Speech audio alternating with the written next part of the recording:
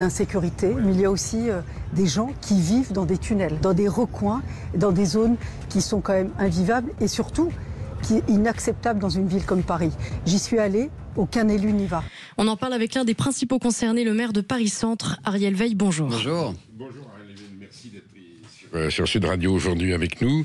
Rachida Dati, elle n'y va pas de main morte. On a l'impression que le centre de Paris est transformé, je disais dans mon sommaire, en Far West.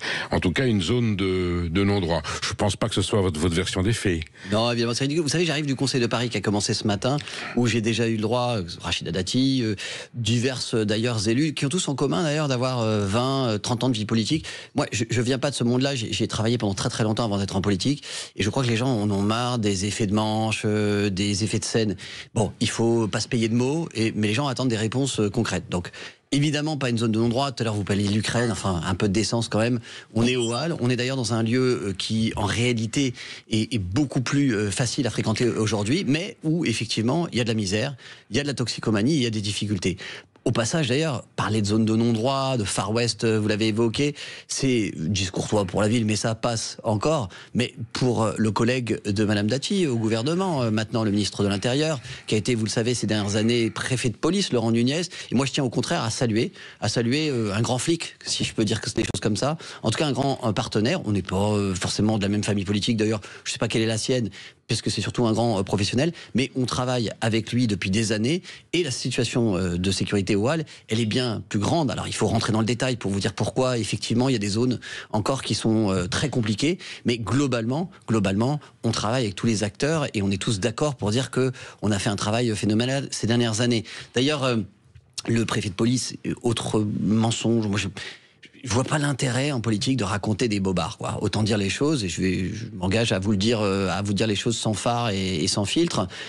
Personne n'est jamais allé. Alors, vous savez combien de fois j'ai été de nuit, entre minuit et 2h du matin, 3h du matin au Halles, pour plein de raisons, et j'y suis pas allé tout seul. Moi, j'y suis pas allé pendant 5 minutes avec des caméras en m'enfonçant de 30 mètres pour faire le buzz. J'y suis allé profond, on y allait sur des kilomètres, on y allait pendant la nuit, on y allait pendant plusieurs heures, on y allait plusieurs fois, et on est allé avec les collègues d'autres services. C'est pas la ville seulement, c'est la RATP qui est là, c'est le Forum des Halles, Westfield, c'est évidemment la police, avec ses différentes divisions, la police de Paris, la préfecture de police. Et donc quand on y va pour régler des problèmes. On en a réglé un grand nombre. Je peux vous dire que les sorties, les caméras qu'on a mises, les sorties de sécurité, des portes de sécurité qu'on a réparées, les dispositifs, je ne vais pas tous les détailler, qu'on a mis en place, font que les Halles globalement sont beaucoup plus sûres aujourd'hui qu'elles ne l'étaient encore hier, et évidemment avant-hier.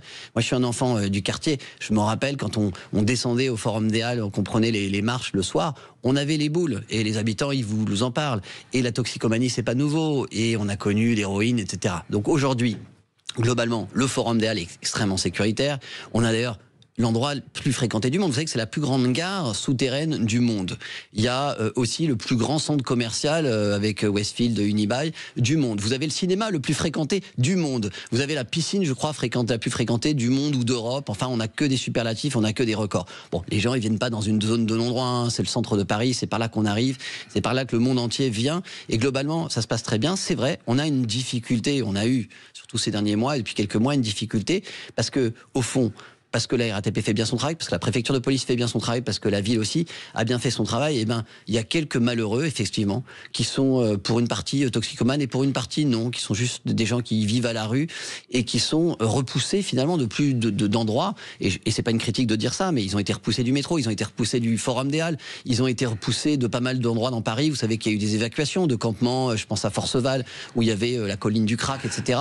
Et donc ils se retrouvent là où ils peuvent, et c'est vrai, ils se nichent. Vous savez, les délaissés urbains, ce qu'on appelle les délaissés, comme des infrastructures qui sont un peu à l'abandon, et je vous en parlais dans un instant, et ben ils accueillent les délaissés de la ville. Et donc c'est vrai, vous avez des gens qui habitent là, c'est pas nouveau, ça fait des années, on a une population qui habite là dans des recoins, des infractuosités. C'est à la fois un danger pour eux, pour tout le monde, et c'est malheureux. vous avez des gens, dont une partie sont des drogués, qui habitent dans cette infrastructure. Alors c'est quoi? On parle de quoi là?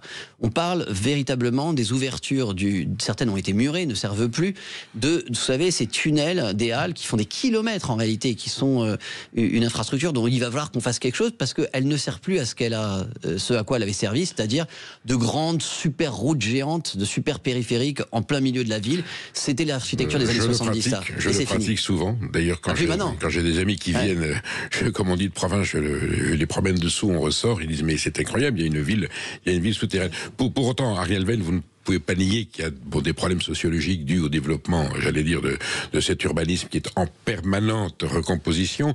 Est-ce que pour une municipalité de gauche, le fait qu'il y ait ces accidents sociaux, ces anomalies, cette misère, alors la saleté, elle est liée, on sait bien, à la restructuration de la ville, problème de circulation. Depuis le temps que la gauche est au pouvoir à Paris, vous pensez pas que vous auriez pu progresser un peu plus vite que ça sur ces enjeux-là? Mais alors, il y a plusieurs sujets qui sont différents.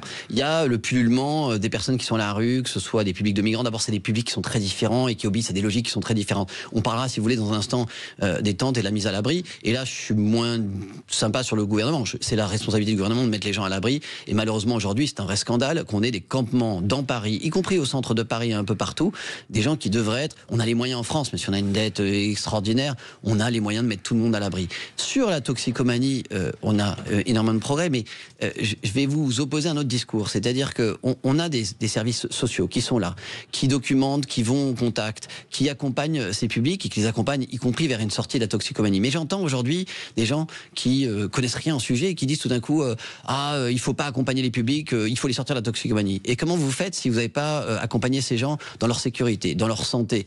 Eh ben, ça passe par un contact, un travail qui est très lent, qui se fait pas devant les caméras, mais qui est très lent et qui se fait sur place. Et en réalité, on a sorti de la toxicomanie beaucoup de gens. Maintenant, les produits changent vite. Le marché, comme vous le disiez, change très très vite. Aujourd'hui, c'est le crack. Hier, c'était l'héroïne.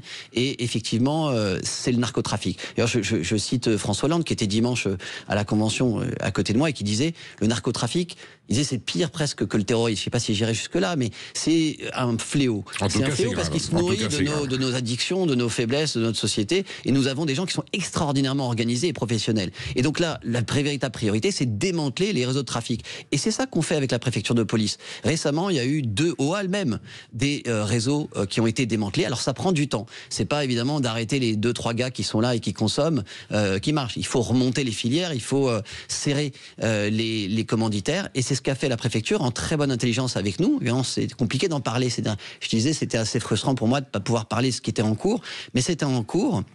Et ça, c'est de très belles arrestations. Ce sont des réseaux qui ont été démantelés. Vous savez de quoi ils partent? Ils partent d'alertes que nous, mairie, on a fait remonter à la préfecture de police, puisqu'on travaille avec eux tous les jours. On leur a dit, tiens, là, on a des éléments un peu bizarres, il y a des habitants qui nous ont remonté ça. Et parce qu'on a été diligent, parce qu'on a écouté les habitantes et les habitants du centre de Paris, eh bien, on a pu démanteler des réseaux de drogue. Et évidemment, il faut continuer.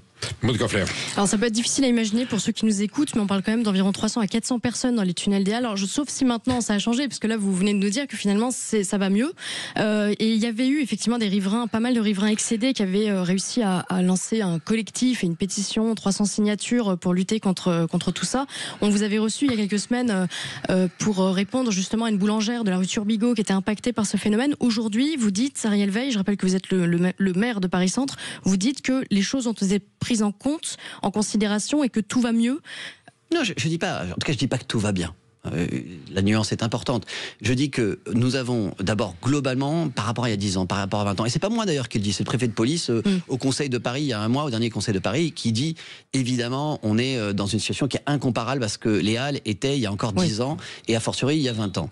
Mais à l'intérieur de ce mieux, effectivement, il y a des situations qui sont très difficiles. Et on a vécu des mois difficiles rue de Turbigo. J'y passe tous les jours, moi. Tous les jours, c'est simple. Tous les jours, les gens le savent, ils me disent, on vous a vu en vélo. Parfois, je m'arrête. Parfois, je dis bonjour.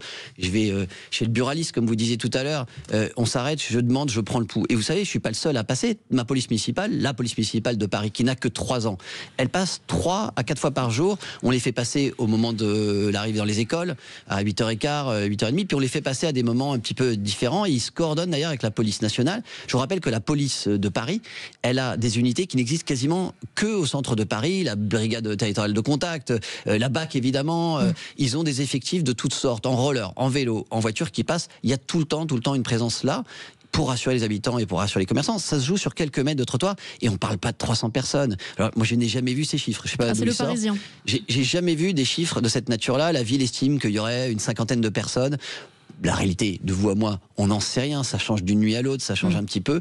Les gens qui se droguent et ceux qui simplement vivent à la rue, ils sont repoussés un peu partout et donc ils se réfugient où ils peuvent. Ça change d'une nuit à l'autre. Mais en l'occurrence, sur la population dont on parle, sur un endroit très particulier de Paris qui est vraiment ce frottement, cette aspérité entre des tunnels qui sont largement une infrastructure démesurée aujourd'hui et délaissée, qui servait à être un échangeur routier en plein milieu de Paris, qu'on mesure aussi d'ailleurs la folie en termes de pollution, etc., et qui ne sert plus à cela aujourd'hui et est utilisé uniquement par des professionnels, et quelques rues, la rue de Turbigo en l'occurrence, sur quelques mètres, où en effet pour les commerçants et les habitants, ça a été dur ces derniers mois. Il y a une présence que tous saluent, très forte de la police nationale, et je les remercie moi, contrairement à Rachida Dati, qui est pas très courtoise avec son collègue ministre de l'Intérieur. Moi, je remercie la police nationale qui est très présente et aussi, évidemment, la police municipale de Paris. On travaille main dans la main pour essayer de pas être en même temps, mais sur une continuité dans la journée. Et oui, la situation va un peu mieux. Mais elle ira vraiment, vraiment mieux quand on aura fait deux choses importantes qui se font un peu dans la durée. La première, c'est de continuer à démanteler les réseaux de drogue qui alimentent cette misère terrible et ces états dans lesquels on voit parfois des gens qui sont épouvantables. Et la deuxième chose, c'est qu'il faut transformer cette infrastructure. On a construit comme des fous pendant les années 70, et c'était une autre époque, je juge pas. Des autoroutes, il y avait des milliers, des dizaines de milliers de voitures qui circulaient là. Imaginez pour les riverains et les commerçants qui sont face à cette bouche de ces énormes trous qui sont les tunnels des Halles. Franchement, quand ils avaient 10 000 voitures qui passaient là, et j'en ai qui me le disent, c'était atroce. Bon, maintenant, il faut transformer cette infrastructure, c'est pas facile. Moi, je rêve peut-être que, comme dans Zola, vous savez, le ventre de Paris, on y retrouve des infrastructures de logistique liées à l'alimentation, que ce soit peut-être à nouveau le ventre de Paris. On a un projet qui est en train d'être travaillé. Il faut fermer évidemment ces entrées, et sur ça, je suis d'accord avec ceux qui le proposent. Dossier que l'on suivra de très près. Ariel Veil, je vais parler du Louvre dans quelques instants. Est-ce que vous voulez bien rester avec nous? Bien sûr, avec plaisir. Vous êtes bien le du Louvre, Louvre c'est encore le centre de Paris. Alors on va voir qu'il y a encore des problèmes, et puis j'aimerais avoir votre avis sur la question. Alors restez avec nous, à tout de suite. Sud Radio. Parlons vrai.